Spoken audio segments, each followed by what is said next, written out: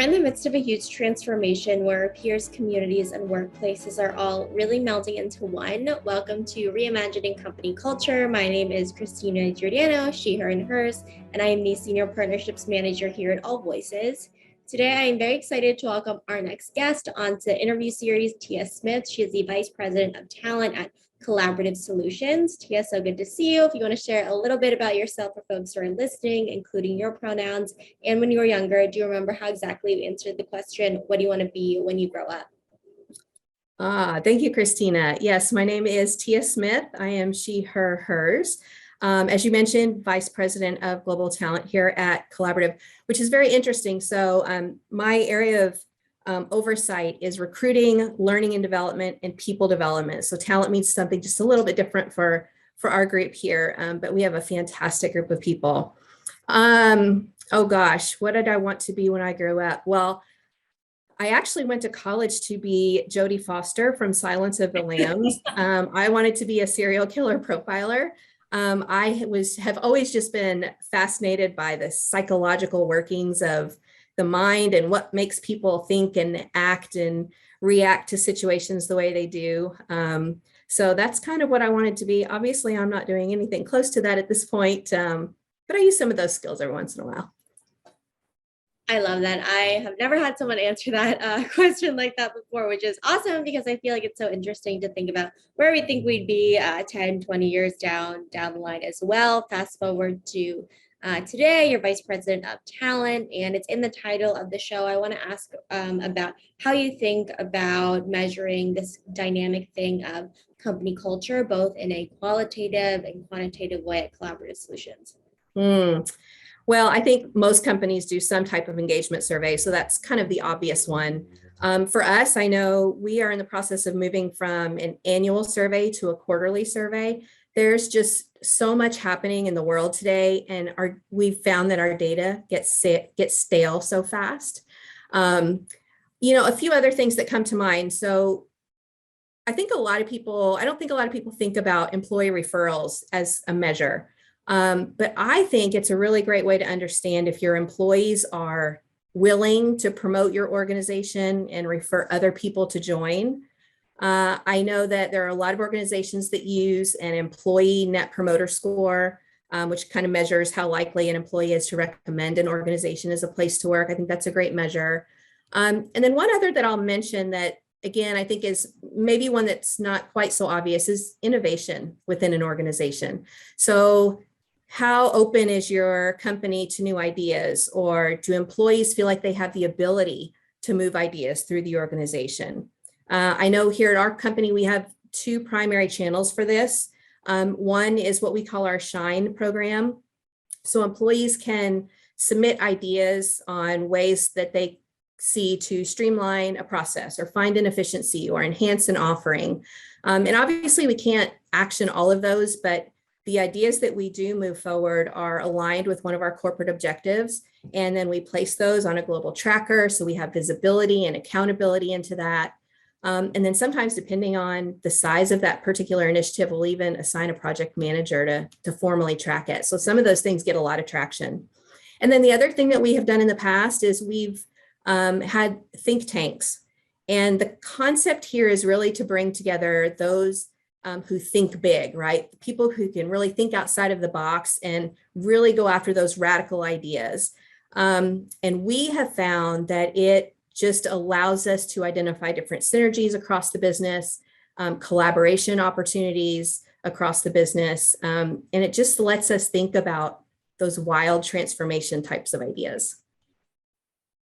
I love that. I think it's important to think about innovation, and do people feel comfortable sharing their ideas? Are you creating an environment where folks feel like they can be creative as well and they're thinking about new things too? I know when we were previously talking, Collaborative was founded back in 2003, and there have been some changes since the inception of the company, since we are in 2022 at the time of this recording now. What's the reason why you had kind of a corporate reset of values, and what did that process really look like for folks who are listening? So I think a lot of companies today realize the importance of having this core set of defined values. And they've taken the time to identify that list, and they feel it's foundational to their business.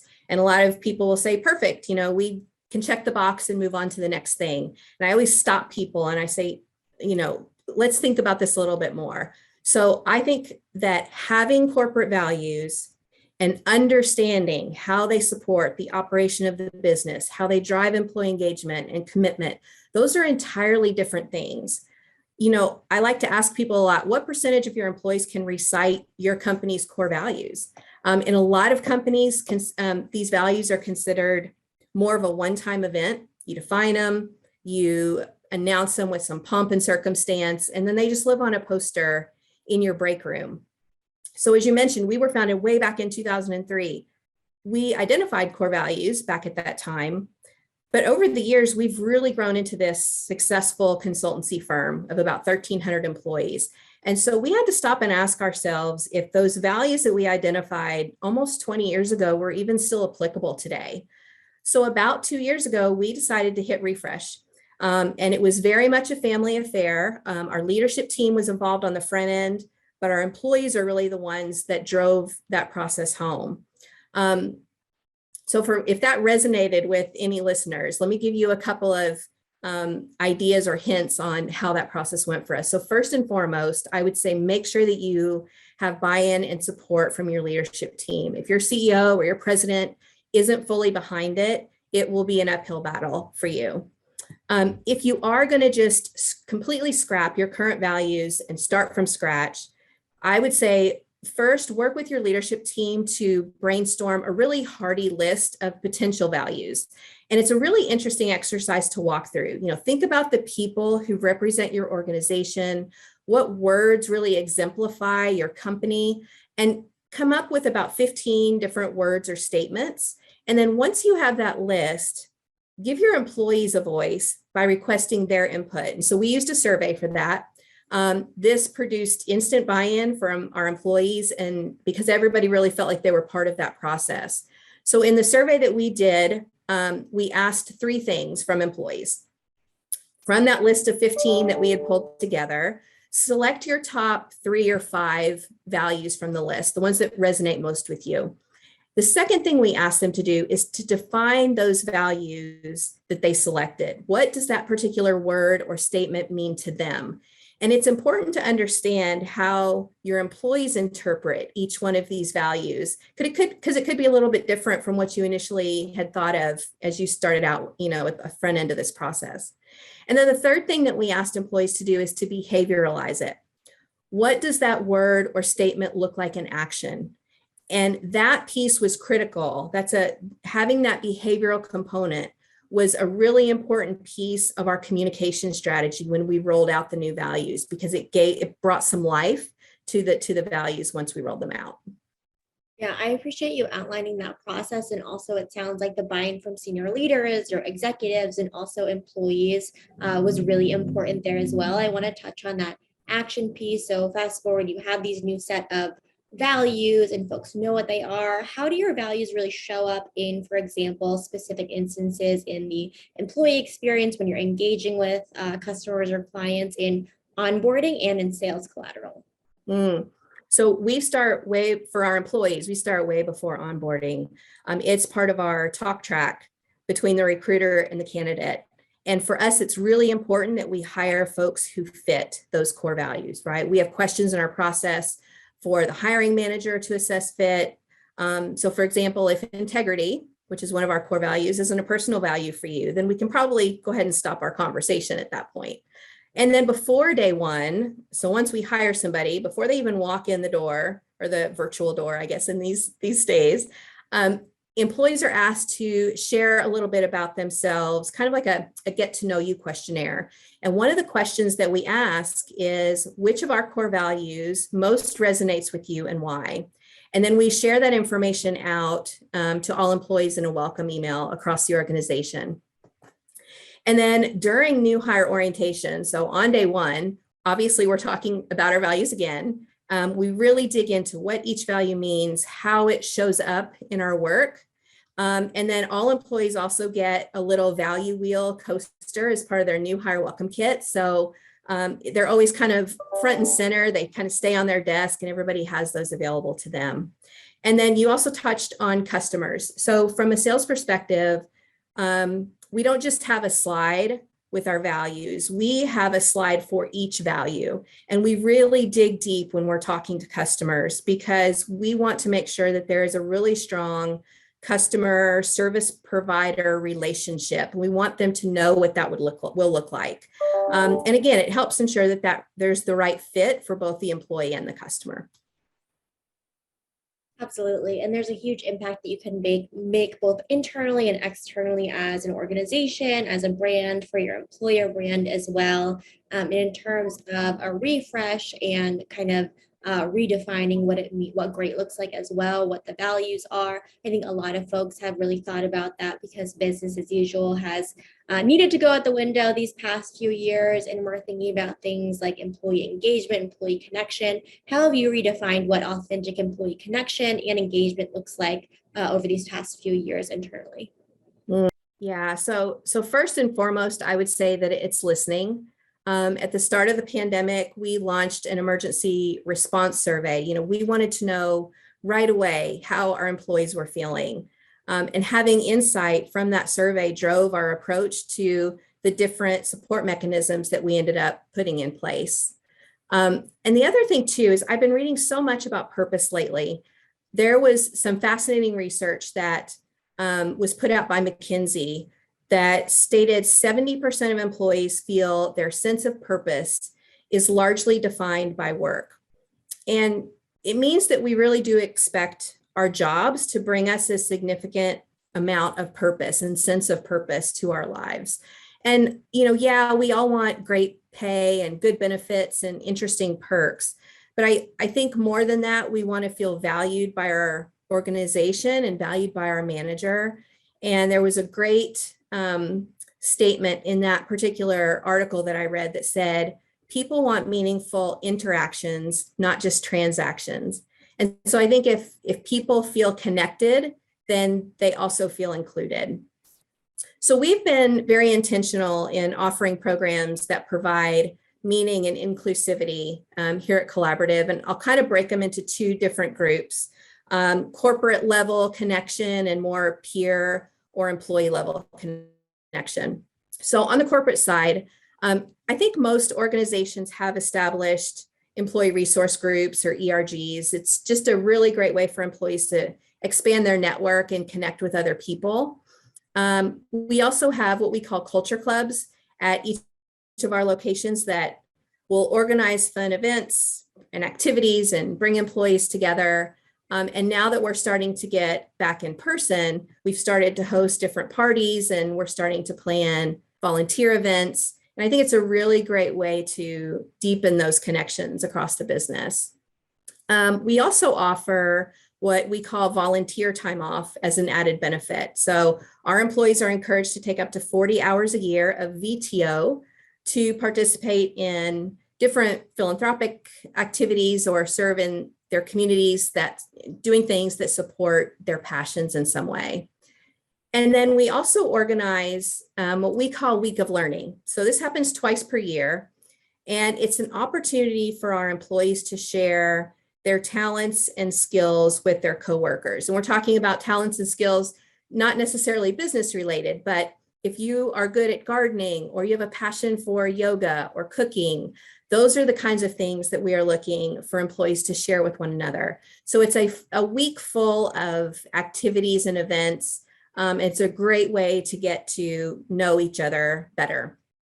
And then the last thing I'll mention on the corporate side, which may not seem like something that you would find on a list around connection, is manager training. Helping managers to understand the importance of empathy, of active listening, psychological safety. Those are really important skills to drive those strong manager-employee relationships, which is super critical within an organization. And then on the employee side of things, when we think about connection, I think we've all heard about the shift in terminology from work-life balance to work-life integration. And I think over the last couple of years, that line has definitely blurred since the start of the pandemic. And we have just continued to encourage employees to have fun and get creative at work. So we have had some really great virtual happy hours. We've had some fun theme days where, have crazy sock day or best bedhead. Then we also do some really fun trivia across the organization in different departments. And we've also done some what we call coffee and conversations. So just an informal way of getting people together for some casual conversation. Once every couple of weeks, it will be an early morning chat. People can bring their coffee, talk about the weekend, different interesting events that are coming up. And really what we're trying to do with that is emulate the break room chat that typically happens in the office.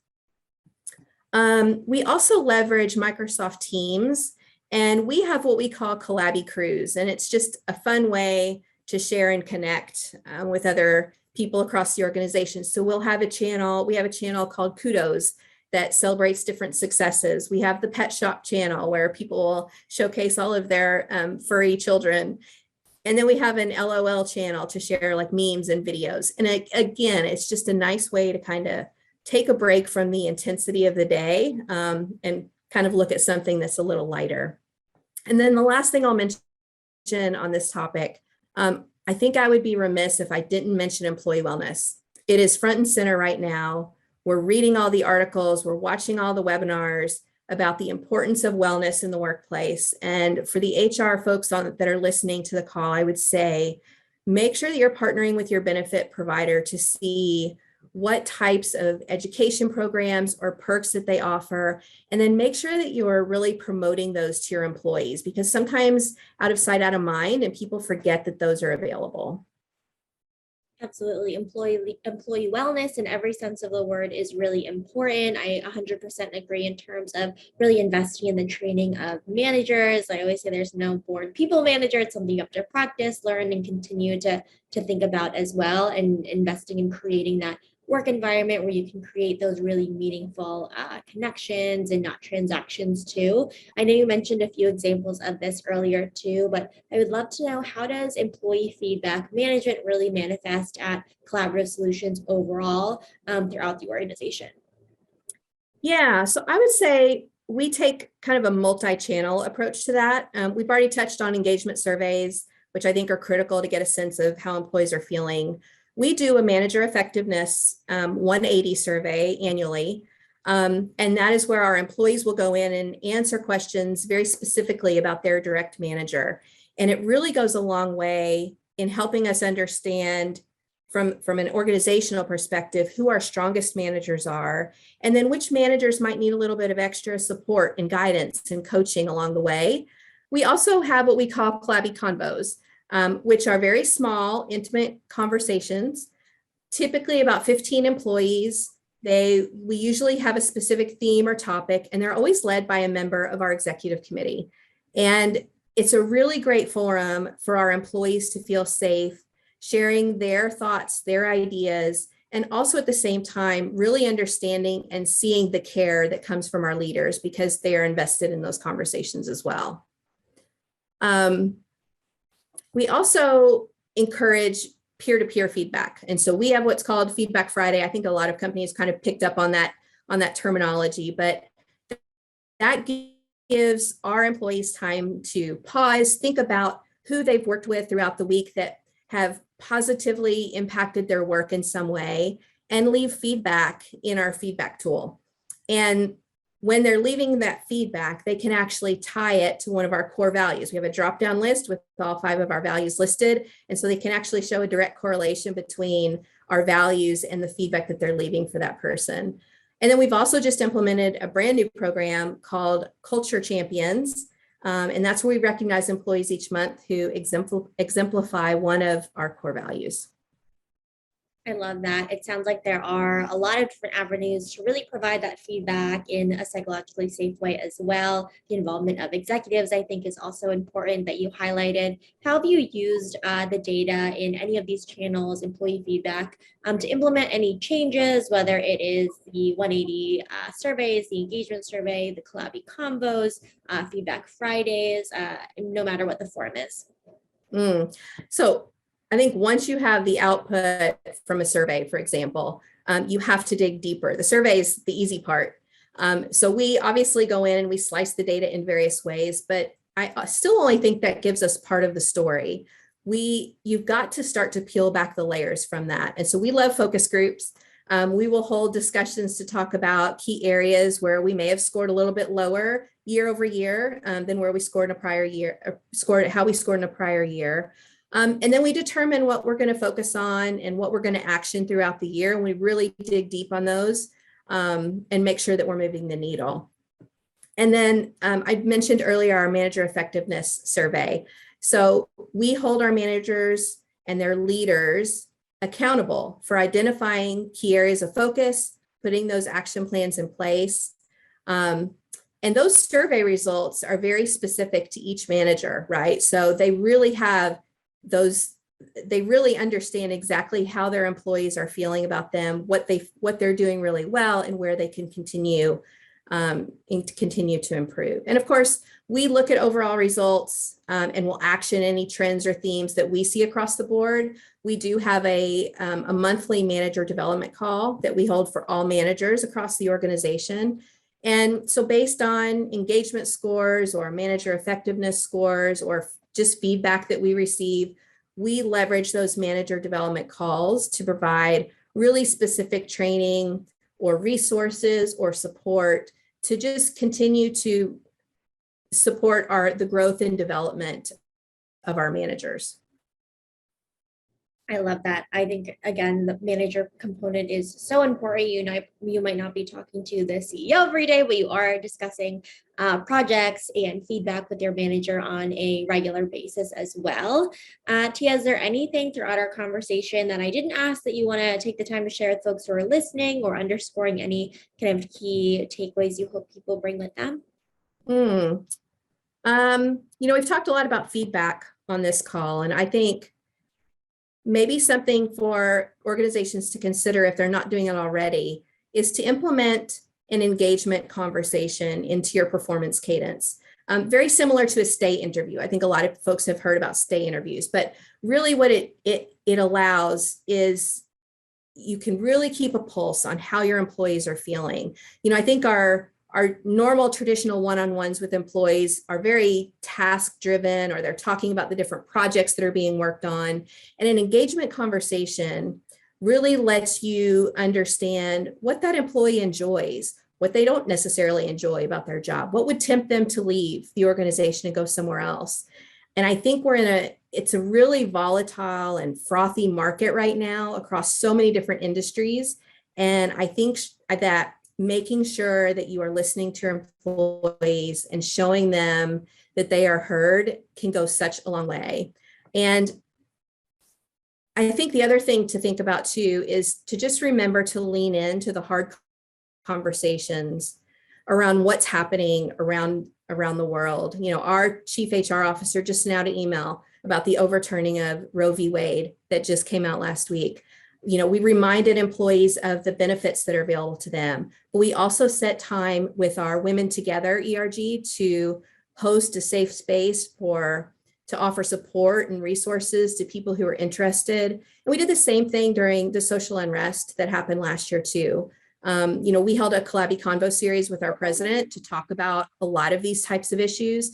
And I think it just comes down to care and compassion. Employees really expect their organization to take a stand and to help them navigate heavy situations like this. So if you're not doing this, I think it's really time that organizations step up and catch up. Step up and catch up. Yes, this is something that employees are looking for, that team members are looking for and really expecting from their leaders, from an organization. Tia, thank you so much for being on Reimagining Company Culture this afternoon. Thank you so much for your time. Of course. And as a reminder for folks who are listening, on AllVoices, we really believe in employees and employers being seen, heard, and understood, and know it's a requirement for the business to really succeed overall. Have a great rest of your day, everyone.